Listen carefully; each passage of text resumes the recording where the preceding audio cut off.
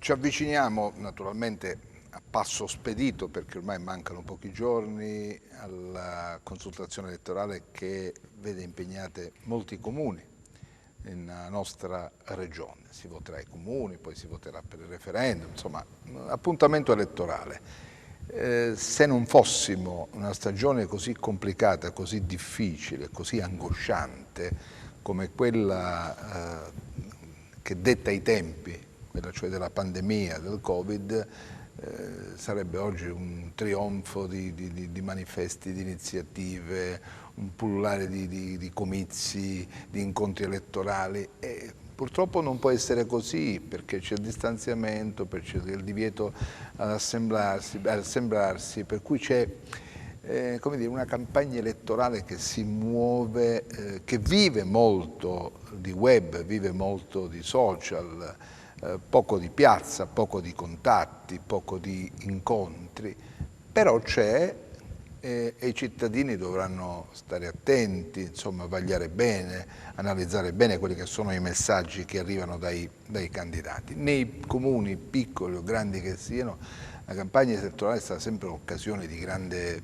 partecipazione, no? Di coinvolgimento. E così anche a Cetraro, una delle città più importanti della provincia di Cosenza, bagnata da questo mare meraviglioso, una città complessa, da un passato molto difficile, pesante, gli strascichi ci sono ancora e che deve fare il definitivo passo in avanti.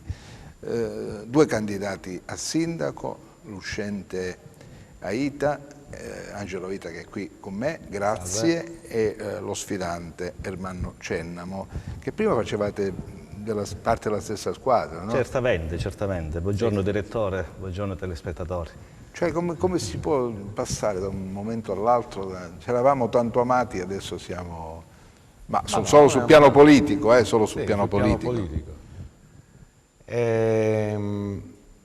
Beh, siamo stati insieme fino al 2015. Dal 2015 sono cambiate le visioni, gli obiettivi, per cui siamo candidati già nel 2015 come avversari, competitor. Per questo dico competitor, poi insieme e adesso competitor ancora una volta. No? Niente, sono state fatte delle scelte politiche. Angelo nel 2015 ha messo in campo un progetto che aveva le sue ragioni. Noi come PD allora avevamo messo in campo un progetto come PD che dava indicazioni, dava la centralità alla politica, e quindi tramite il Partito Democratico, che allora ci aveva dato il simbolo, avevamo fatto un altro tipo di ragionamento, che era solo di tipo politico, con contenuti diversi rispetto a quello che Angelo ha portato avanti. Poi la democrazia vuole che chi vince governa, e noi credo che poi anche nei 5 anni da minoranza abbiamo contribuito e abbiamo lavorato per la crescita della città. Oggi che espressione è la lista? Oggi è una di lista civica che ha sinistra dentro. C'è dentro la sinistra, ci sono i partiti del centro-sinistra, ma ci sono movimenti, associazioni, donne e uomini di esperienza, ma anche tanti giovani, e ci sono delle intelligenze che a Cetraro riconosciamo tutti, ma riteniamo che le intelligenze non sono solo dalla nostra parte. Ritengo che anche nella lista del candidato Angelo Aita ci sono anche altre intelligenze che portano avanti il loro programma, che probabilmente sicuramente è diverso dal nostro. Mentre nella lista dell'uscente c'è l'area riformista, socialista, che c'è? C'è l'area riformista, socialista, ma ci sono anche i partiti che appartengono al centrodestra, Forza Italia, Fratelli d'Italia, hanno aderito a questo progetto perché i prossimi 5 anni le difficoltà che si riscontrano da una crisi cioè cos'è, un esperimento questo con riformisti e la destra insieme? Sì, è un esperimento, ma guarda, c'è dato spesso negli... È un laboratorio. È una città di laboratorio. I 5 anni saranno 5 anni difficili, Saranno 5 anni difficili perché La crisi che ci portiamo dietro da anni, aggravate dalla pandemia che porta con sé una crisi economica ma anche di natura sociale, abbiamo sentito l'esigenza di mettere insieme tutte le forze politiche, indipendentemente dalla loro appartenenza ideologica, intelligenze, professioniste, esperienze, insomma, per cercare di dare il massimo contributo in una stagione che si presenta difficile, dove ci saranno nuove povertà e a questo bisogna dare delle risposte. Al di là dell'appartenenza, al di là dell'ideologia, quello che alla gente interessa in prima battuta è avere idee per risolvere i problemi. Mi pare che questa sia la priorità di questa competizione elettorale. Oggi, come diceva l'uscente, i prossimi saranno anni tostissimi, perché bisogna fare, come suol dirsi, le nozze coi fichi secchi. Pochi soldini a fronte di istanze di sostegno, di aiuto, di incoraggiamento che sono certamente insopportabili, sono pesantissimi. Noi proprio per l'appunto abbiamo messo in campo questo progetto, un progetto inclusivo tra l'altro, l'abbiamo chiamato anche rivoluzione moderata, e abbiamo indicato un ossimoro, di dare centralità alla politica, perché nonostante l'ista civica riteniamo che la politica ha una funzione importante in questo momento difficilissimo. Attraversiamo una crisi economica, sociale da anni, che le sacche di povertà sono aumentate, la disoccupazione è aumentata, le sofferenze sono quotidianamente presenti, e credo che Angelo, svolgendo il ruolo di sindaco, avverte e vede tutti i giorni. Quindi la politica, secondo noi, è lo strumento vero attraverso il quale possiamo cambiare meglio il mondo, attraverso il quale si può creare welfare, che in questo momento particolare ce n'è bisogno, di andare proprio ad avvicinare le persone che hanno bisogno, cioè in un contesto armonico e positivo, io ritengo, ogni personalità, ogni individuo può realizzarsi positivamente e creare anche, ricercare la felicità, il diritto alla felicità, che tra l'altro non è menzionato nella nostra Costituzione italiana, ma che è ben scritta oppure meravigliosamente detta nella Costituzione americana, scritta da un italiano peraltro, il diritto alla felicità. Quindi noi riteniamo la funzione della politica importante in questo momento, ma che non basta. Solo la politica certamente deve creare i presupposti per attenuare questo difficile, perché noi stiamo attraversando la crisi, però ancora non abbiamo visto gli effetti. Gli effetti credo che ci saranno subito alla ripresa di tutte le attività, in modo particolare della scuola, perché la scuola si deve diciamo, regolamentare per quanto riguarda gli spazi, i trasporti, le mense, cioè c'è una serie di situazioni che devono avere insieme... E quindi la politica deve essere il collante di collante. Questo. Per lei invece qual è il proseguimento del lavoro iniziato? Così? Beh, sicuramente il proseguimento, ma questo parte...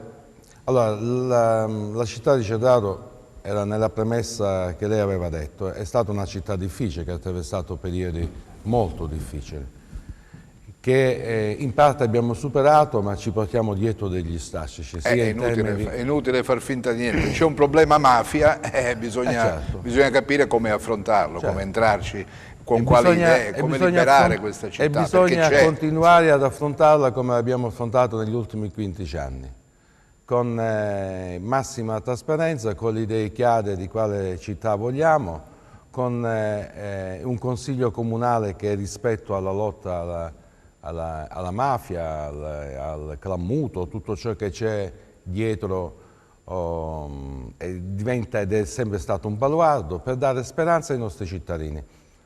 E questo è avvenuto in 15 anni, perché è vero che siamo attraversati un momento di crisi che ci viene da tempo, ma è anche vero, insomma, che negli ultimi anni diverse attività sul piano turistico sono nate. Basta pensare, insomma, negli ultimi 3 anni sono nati 19 B&B, il flusso turistico è stato importante negli ultimi 3 anni, che significa che tutto ciò che è stato ideato e progettato nei 15 anni incomincia a trovare la sostanza anche sul piano lavorativo. È stato già fatto tutto? No, assolutamente no. Il problema è continuare in questo percorso, perché non solo bisogna ancora riqualificare, ma bisogna poi anche mantenere ciò che abbiamo riqualificato.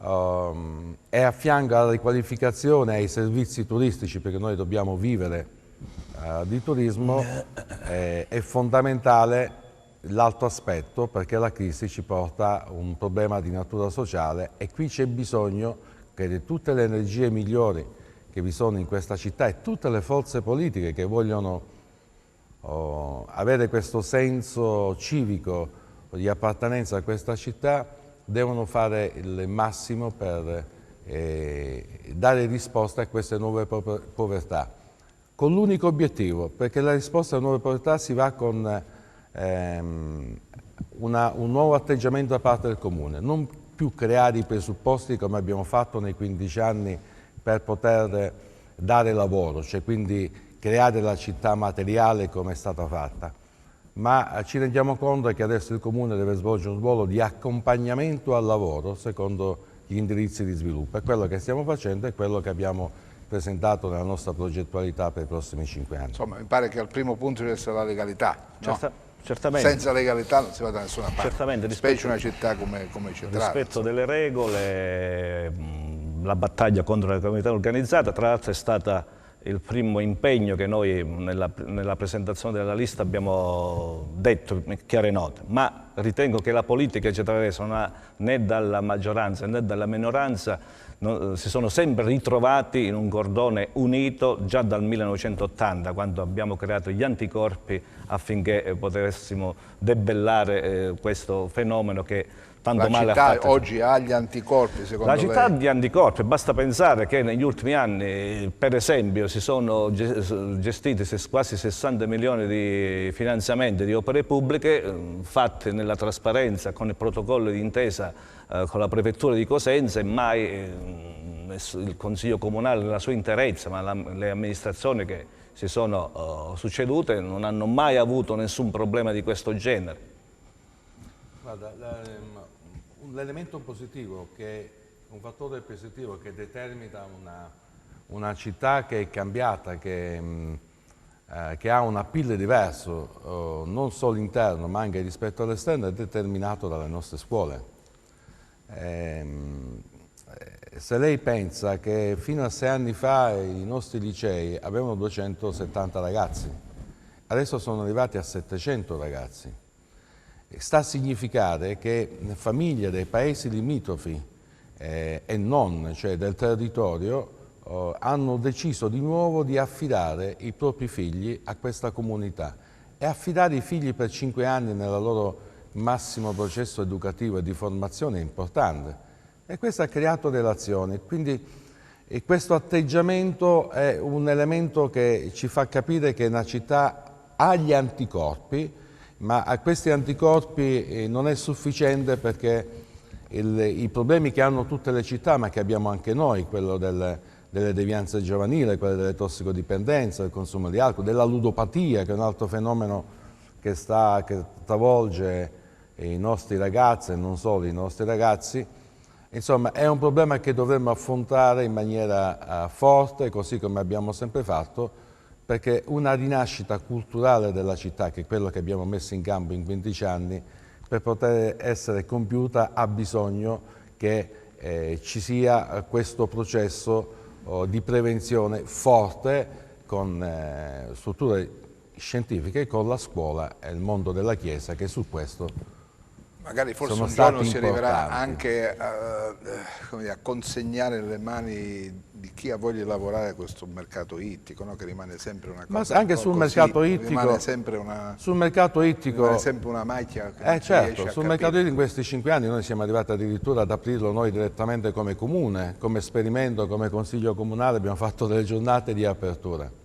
Sul mercato ittico sembra che vi siano delle buone prospettive, perché con la Regione Calabria e con il FLAG La Perla del Tirreno, che è una struttura dedicata proprio al mondo dei pescatori, è stato approntato un progetto per cui il FLAG prenderà in gestione tutto questo borgo dei pescatori che è stato creato sul porto, compreso la gestione del mercato ittico attraverso una cooperativa che stanno già formando per la gestione elettronica e come primo punto di vendita. Se ne esce da questa. Se ne deve uscire, perché per noi il mercato ittico rappresenta un baluardo. Simbolicamente potrebbe essere una bella forza, ma potrebbe essere sarà una grande soddisfazione nel momento in cui chi darà la possibilità di aprire quel centro ittico e quindi vedere la vendita in modo legale, rispettando tutte quelle che sono le regole, sarà una grande dimostrazione. C'è bisogno però di cambiare la cultura anche dei nostri pescatori, perché un paese marinaro ancora ha abitudini vecchi che probabilmente vanno cambiati, nonostante lo sforzo di creare la pescheria pubblica al centro paese, si è fatto qualcosa anche alla Marina, però questo non basta. Ancora vediamo davanti alle strade principali della città venditori ambulanti che credo, se noi creiamo le condizioni in più posti, regolamentiamo la vendita del pesce e probabilmente cominciamo a cambiare la cultura che in questo momento ancora è rimasta un po' indietro. Noi dobbiamo spingere verso quelle che sono le regole e quindi relazionarci con chi è nel settore e poter far cambiare questo modo di pensare. Senti, ma qual è la differenza tra il progetto politico suo e quello del sindaco uscente? Perché mi pare che più volte vi trovate d'accordo sulle stesse soluzioni da adottare, insomma, qual è la differenza? Io probabilmente, noi probabilmente, perché parliamo sempre di un ragionamento che nasce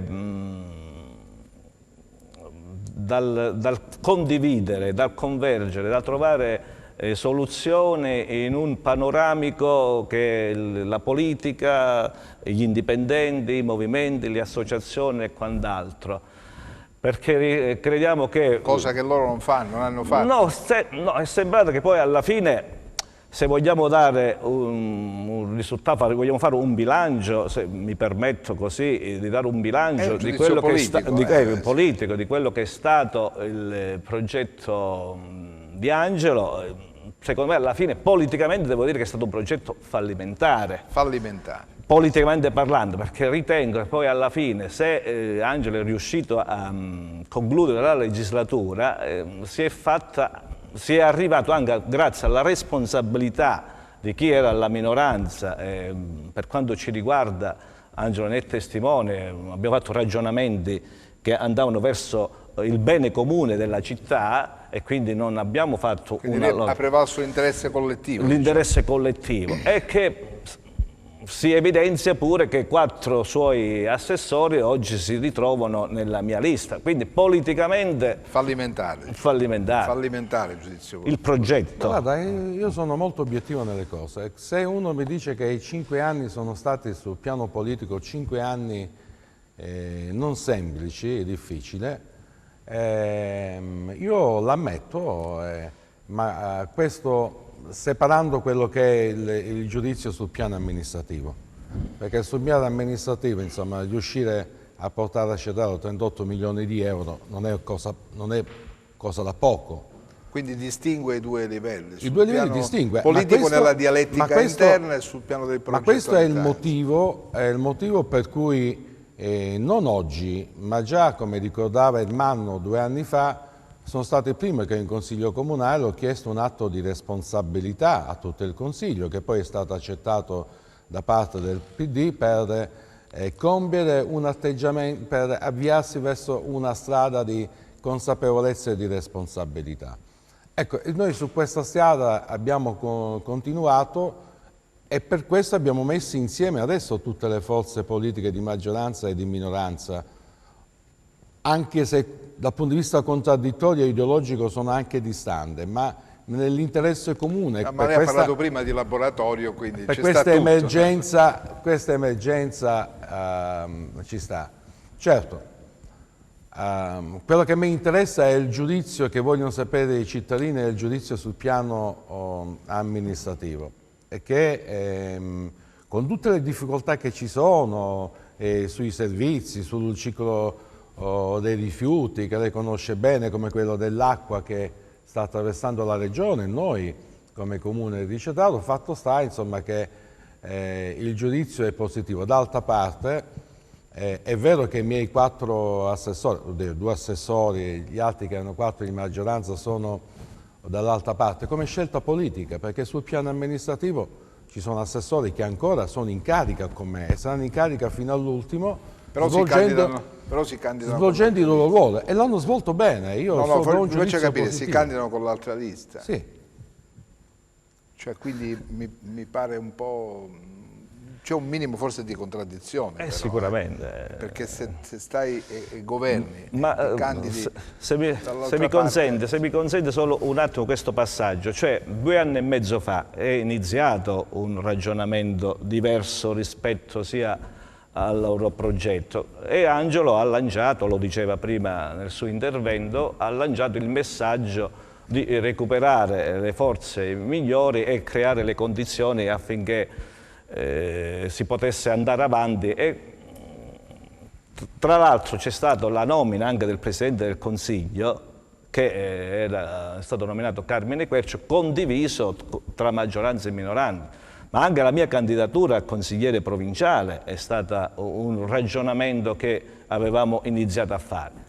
Poi questi ragionamenti si sono interrotti e probabilmente chi era nella maggioranza, che ha creduto in questo progetto che il sindaco aveva lanciato, ma che il PD stava portando avanti, poi non siamo riusciti a tenerlo insieme. Cioè, durante poi i mesi che hanno preceduto le diverse candidature, non abbiamo raggiunto, non abbiamo fatto sintesi, non siamo riusciti a fare sintesi, siamo rimasti su posizioni di ragionamenti diversi.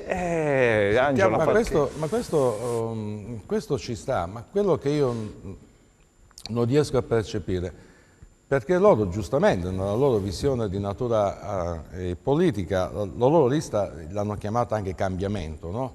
Cambiamento significa cambiare rispetto a quello che è stato una stagione dove, ripeto, ci sono ancora amministratori che sono con me, per cui io giudizio un cambiamento di natura politica, di scelta politica, non un cambiamento sull'idea progettuale della città, che è un'idea progettuale che in fin dei conti abbiamo anche costruito insieme, se negli anni siamo stati anche insieme. Noi invece vogliamo continuare su questa idea progettuale, perché l'errore che si è commesso è quello che commettono spesso anche a livello regionale, che l'amministrazione, una giunta nuova che va, è quello di voler cambiare, senza il cambiamento deve essere determinato con idea progettuale che deve essere condivisa da tutti. Su quest'idea poi si inseriscono visioni diverse, ma un'idea di sviluppo ci deve essere, e quest'idea di sviluppo è stata messa in campo 15 anni fa. E noi siamo su questa strada di continuare, sapendo che i prossimi 5 anni saranno impegnati esclusivamente sul lavoro, perché tutti gli investimenti, i 60 milioni che citava Ermanno, i 38 milioni che bisogna spendere in questi anni di finanziamento che abbiamo avuto, devono produrre lavoro, ma non devono produrre lavoro soltanto come prospettiva, mettere in campo idee e progetti che noi abbiamo messo in campo per dare lavoro.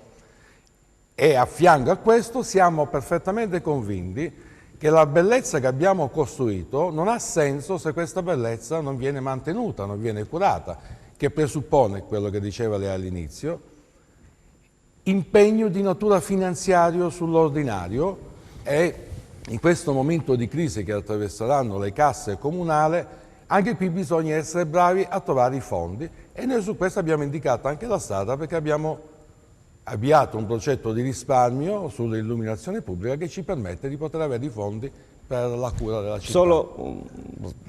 Angelo parla di cambiamento, noi non abbiamo detto cambiamento, noi abbiamo detto cambiamo Cetraro, evidenziando le ultime 3 parole amare Cetraro.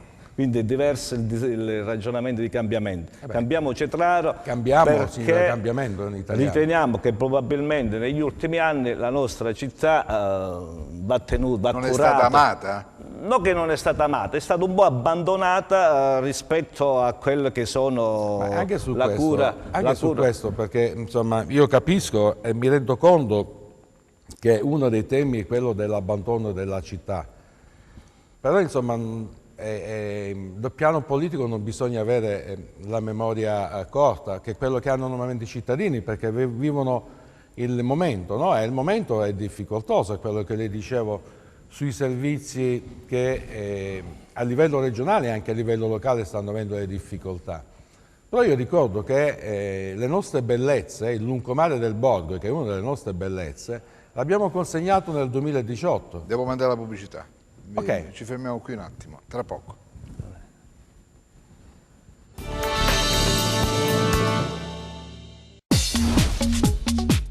Cerca Teleeuropa sul tuo Play Store o Apple Store e scarica la nostra app. Allora, torniamo in studio, questo è un confronto. Ermanno Cennamo e Angelo Aita, candidati a sindaco per gestire la città di Cetraro nei prossimi 5 anni, politicamente e amministrativamente. Cioè, allora, ho capito che sostanzialmente c'è stato un periodo di percorso condiviso, adesso le strade sono divise perché da una parte si avverte l'esigenza di recuperare certi argomenti che stanno dentro un progetto politico, dall'altra c'è la necessità di rimpinguare la forza di una maggioranza che si prefigge l'obiettivo di continuare nel solco già tracciato dalla precedente. Questa è in sintesi la situazione, però è chiaro che entrambe vi trovate davanti a problemi non da poco, l'impoverimento della famiglia, il lavoro che non c'è, la necessità di rilanciare il borgo e dall'altro puntare su quelle che sono le peculiarità del territorio, liberare Cetraro da questa macchia, questa immagine, da questa opprimente cappa che la restituisce all'immaginario collettivo come un luogo quasi da non frequentare, quanto non è così, insomma, nel senso che le cose sono migliorate, stanno leggermente, pian pianino cambiando. Ecco, quindi questo è, mi pare, l'assunto poi vero, pregnante di questa competizione elettorale. Allora, quali idee ci sono per incidere su questi argomenti, su questi temi forti? Guarda, le idee sono tante, solo che ci sono le preoccupazioni di quello che lei diceva benissimo, che ci troviamo di fronte a una situazione di crisi economica che incombe sulla città, ma incombe in tutta la nostra nazione. E chi deve assumere la responsabilità di gestire e di trovare le soluzioni in riferimento a quello che oggi avvertiamo è sempre difficile, perché le risorse economiche dei bilanci comunali sono sempre più stretti e ci troviamo a dover fronteggiare fortemente su quello che è l'ordinarietà, la manutenzione di quello che sono le opere che negli ultimi anni abbiamo creato, che sono tante. E per fare questo c'è bisogno di un impegno quotidiano, perché credo che una città come Cetraro, a vocazione turistica, la prima cosa deve essere il decoro, la tutela dell'ambiente e i servizi. E attualmente non c'è questo. Che attualmente hanno delle grosse problematiche, sono in una situazione... Cioè non si è puntato sul turismo, lei dice? Non che non si è puntato, si punta sempre sul turismo, ma che una città a vocazione turistica deve trovare le soluzioni affinché la città possa essere pulita, possa essere tutelata dal punto di vista del territorio, può avere un decoro che merita una città turistica e su questo... Che oggi non ha, insomma. Su questo abbiamo verificato che ci sono forti criticità. Che risponde? Rispondo semplicemente che l'obiettivo prioritario che abbiamo posto nel nostro programma. Dopo aver pensato a riqualificare la città e consegnare i luoghi materiali, adesso la sfida è quello di mantenere questa bellezza perché mantenere questa bellezza significa anche continuare e dare i servizi che il turista vuole. In queste difficoltà c'è bisogno di un investimento costante da parte del Comune, e su questi fondi li stiamo trovando dal bilancio comunale per mantenere e curare la città sul piano del decoro, e sul piano dei servizi è quello di migliorarlo, sapendo comunque sulla differenziata che stiamo avendo dei problemi, che passi abbiamo fatto in avanti. Noi eravamo un comune che 3 anni fa aveva il 16% di differenziata, attualmente siamo al 68%. Siamo soddisfatti? Assolutamente no, perché il servizio che c'è stato in questi mesi sulla differenziata è stato pessimo e non è stata una buona immagine che abbiamo dato come città turista ai nostri turisti. Ma bisogna attrarre investimenti, bisogna essere una città attrattiva. Noi abbiamo avuto finanziato da parte della Regione Calabria i borghi. Noi sui borghi abbiamo presentato un progetto sul lavoro,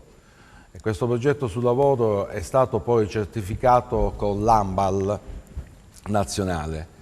Con l'associazione abbiamo messo in campo questo progetto sui borghi, declinando la città in 6 borghi, proprio per creare sul piano turistico e sul piano dei servizi la possibilità di creare posti di lavoro. E noi abbiamo questo primo finanziamento di 1,5 milioni che la Regione ci sta dando per i borghi, perché siamo in graduatoria, serve proprio per implementare questa idea progettuale che abbiamo messo in campo, che va nella direzione che parlavamo prima, cioè far diventare il nostro centro storico, che è il Borgo dei Pescatori, il luogo dove poter degustare le nostre cose, i borghi rurali farli diventare luoghi di turismo esperienziale, e mettere in moto l'innovazione con i nostri ragazzi laureati per poter gestire il nostro turismo a 360 gradi. Prego. Noi ieri, proprio per l'appunto, abbiamo iniziato una campagna di ascolto. Siamo andati a visitare il sito ex Faini, che è stato da poco, sono state accese le luci da 3 imprenditori cetraresi. Con soldi propri hanno riattivato un sito che da anni aveva spento le luci,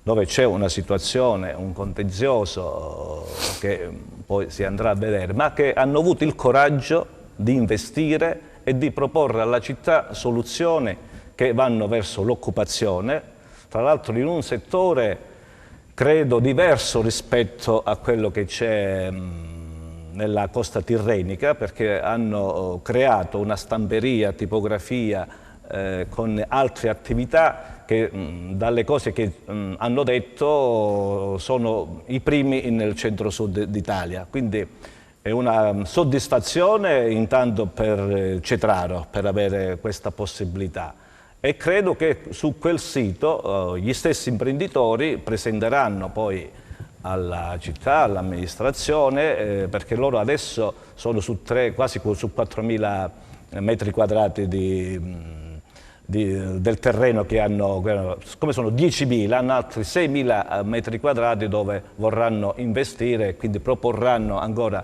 una volta un progetto che porta sempre risorse economiche, ma che porterà sicuramente lavoro alla nostra città. Sì. Ma in riferimento alla Faini, che ha una storia, è uno insieme al porto doveva rappresentare un attrattore per la città di Cetraro, anche per la storia che ha attraversato generazioni dei nostri cittadini. Beh, sulla Faini noi con gli imprenditori di cui citava Ermanno abbiamo presentato come comune un progetto direttamente alla Comunità Europea, che per fine settembre dovrebbe uscire la graduatoria con Horizon 2020, e questo progetto è un progetto innovativo, perché si tratta di installare lì un centro identitario delle eccellenze calabrese. Che abbiamo già gli accordi con Amarelli, con Callipo, già un con progetto Caffo. Conosciuto, diciamo. Questo. È un progetto che è già avviato, mandato sì, alla Comunità Europea.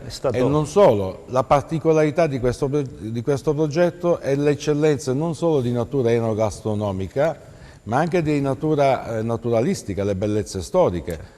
Faccio sempre l'esempio dell'Arco Magno, che è quello più vicino a noi. L'Arco Magno sarà fisicamente costruito all'interno di questa mini Calabria Experience e con la tecnologia digitale entrare sicuramente un bel progetto che si si aspetta però la revisione della Comunità Europea che dovrebbe finanziarlo. Ma noi siamo abituati a sognare e ogni volta, Ermanno lo sa, ogni volta che noi sogniamo, spesso sogniamo ad occhi aperti perché cerchiamo di guardare la realtà e i nostri sogni si realizzano. Siccome è un progetto che anche la Regione Calabria, sia la precedente giunta regionale ma anche quella attuale, ritiene interessante perché è un modello replicabile, perché si tratta di portare il milione di turisti che ci sono sulla costa tirrenica a visitare questo centro che somiglia un po' a Fico di Bologna, per capirci, ma con le bellezze naturalistiche all'interno, in modo tale da suscitare nel turista la voglia di poter visitare i luoghi. E questo è come dire, è un progetto replicabile anche nelle altre aree del Regino, del Catanzarese.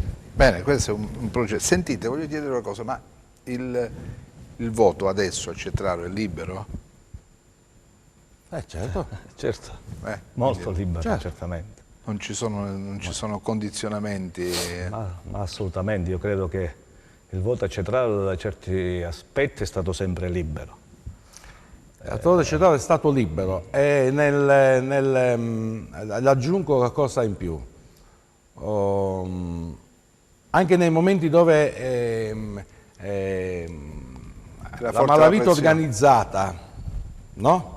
Doveva esprimere negli anni passati, doveva esprimere il proprio voto verso alcuni apparati, è stato sempre una risposta negativa, perché Cetraro ha gli anticorpi all'interno, anche se non riescono a manifestare all'esterno il proprio disappunto per paura o perché insomma uno preferisce rimanere al proprio interno, alla propria famiglia, ma con il voto ha sempre dimostrato la propria libertà. Ma questa è stata anche la forza che ha dato ai vari consigli comunali e alla politica in generale di fare fronte comune, come diceva Ermanno, un baluardo contro questa cultura malavitosa, che è una cultura che noi stiamo combattendo da tempo perché non è facile poterla combattere, ma ci stiamo riuscendo perché abbiamo degli elementi forti che ci fanno pensare che siamo su una strada positiva. E su questo non è solo il ruolo che ha giocato i comuni, che hanno giocato le forze politiche, su questo è il grande ruolo che hanno giocato le associazioni, il mondo della scuola, il mondo della Chiesa. Ecco, su questo c'è una sinergia completa. Cosa chiede il cittadino cetrarese quando incontra, quando fate le iniziative pubbliche, quelle che si possono fare? Guarda, noi prima di chiedere ascoltiamo, perché per quanto mi riguarda... Allora, quali sono le istanze più pressanti? Le istanze più pressanti sicuramente è il lavoro, che la mancanza di lavoro colpisce tanti giovani e tante famiglie e c'è bisogno di dare servizi, tanti servizi, perché una città come Cetraro, per come ormai è stata costruita materialmente, ha bisogno fortemente dei servizi che la devono caratterizzare nella sua armonia, perché credo che Cetraro è una delle più belle città del Tirreno Cosentino, con il suo lungomare, con il suo centro storico, con le sue tante contrade bellissime che rappresentano veramente un paesaggio naturalistico. Merita veramente che sia curata e che ha bisogno dei servizi necessari per attrarre sempre di più turisti e per far stare bene i cetraresi. Guarda, il cittadino, è evidente che la prima cosa che ti chiedo nella disperazione è quello di un lavoro per se stesso e per i propri figli. Ma a fianco a questo, insomma, chiedono anche servizi. È uno dei servizi che ci è stato chiesto dalla stragrande maggioranza di cittadini che i nostri sono collocati la maggior parte nelle aree rurali. Noi su 10.200 abitanti, 6.000 l'abbiamo nelle aree rurali. Quasi il 90% delle aree rurali non erano collettati dal servizio fognario. E beh, noi questo servizio adesso siamo in grado di darlo perché abbiamo appaltato i lavori e adesso inizieranno. Parliamo di Vi faccio una domanda sul mare pulito. Viva Dio, si può arrivare al mare pulito? Voglio dire una cosa importante. L'altra cosa che i cittadini, non sono molti, ma ce ne sono tanti, che ho ascoltato in questi anni, forse anche in qualità di sindaco, che, come dire, che ha il compito di ascoltare le difficoltà degli altri. Lei non immagina la disperazione dei genitori che vi sono rispetto al futuro dei propri figli e soprattutto rispetto a questo barbaro spaccio di droga che viene nei nostri territori. Ecco, su questo noi dobbiamo mettere tutto il nostro impegno, indipendentemente maggioranza, opposizione, quello che ci sarà, ma sarà un obiettivo primario del Consiglio Comunale. Come la combattete questa guerra? Questa guerra si combatte cercando di trovare chi ci deve supportare. Ci sono associazioni, c'è la scuola, importante, la scuola non deve fermarsi solo all'istruzione, deve anche educare rispetto a quello che sono le esigenze, rispetto a quelle che sono le situazioni nel nostro Paese. Quindi insieme creare forum, andare a spiegare i danni che questa droga fa, sia a livello psicologico ma anche a livello di quella che è la serenità che non si ha più nelle proprie famiglie. Quindi essere presenti costantemente su questo problema, divulgare al massimo tutti i guai e i guasti che gli stupefacenti provocano in tutte le famiglie e in modo particolare nei giovani che poi non hanno più né la serenità né la felicità, né essere tranquilli di vivere la loro età.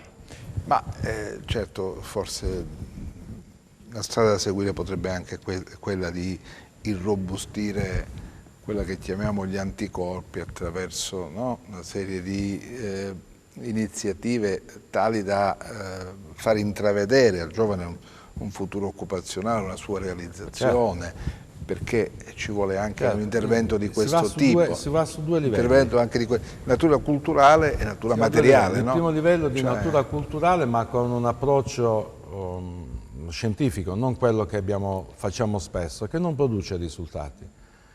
Su questo noi abbiamo trovato già un accordo con un'associazione internazionale, un mondo libero della droga che è americana, che ha dei pacchetti sia sul piano educativo, sul piano informativo, sul piano della conoscenza, e io voglio sostituire i luoghi dello spaccio, per capirci, che conosciamo tutti bene, li voglio sostituire con i luoghi della bellezza.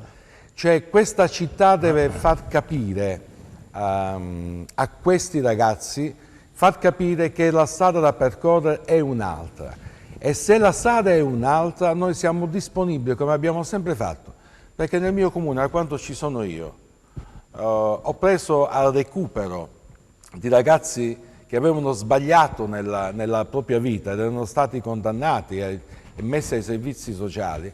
Nel mio comune in questi 5 anni ne ho ospitato 35, che li ho messi a lavorare e a fare esperienza in un percorso positivo, per cui la mano per poter recuperare c'è per tutti.